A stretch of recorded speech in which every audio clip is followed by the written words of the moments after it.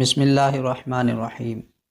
شروع اللہ کے نام سے جو بڑا مہربان نہایت رحم والا ہے۔ اور روایت ہے حضرت ابو موسیٰ اشعری سے فرماتے ہیں کہ فرمایا رسول اللہ صلی اللہ علیہ وآلہ وسلم نے کہ تکلیف دہ بات کو سنتے ہوئے صبر کرنے والا خدا سے بڑھ کر کوئی نہیں۔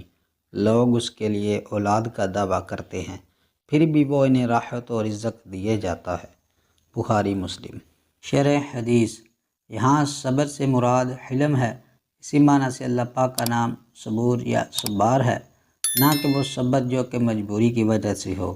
اس کی تفسیر اگلا مضمون ہے، یعنی باوجود یہ کہ لوگ اللہ تعالیٰ کو عیب لگاتے ہیں اور اب تعالیٰ اس سے خبردار بھی ہے، ان پر ہر طرح قادر بھی، لیکن انہیں فوراً عذاب نہیں دیتا، بلکہ دنیا میں انہیں تندرستی، امن، روزی دیتا ہے، کیونکہ دنیا اس کی رحمانیت کے ظہور کی جگہ ہے۔ بعد موت نہ انہیں امن دے نہ روزی وغیرہ، وہاں اس کی رحیمیت کی جلوہ گری ہوگی۔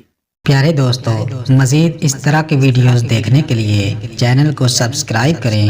اللہ تعالیٰ آپ کو ہمیشہ خوش و خرم رکھے۔ حدیث پاک سن کر آگے ضرور شیئر کیجیے۔ جزاک اللہ۔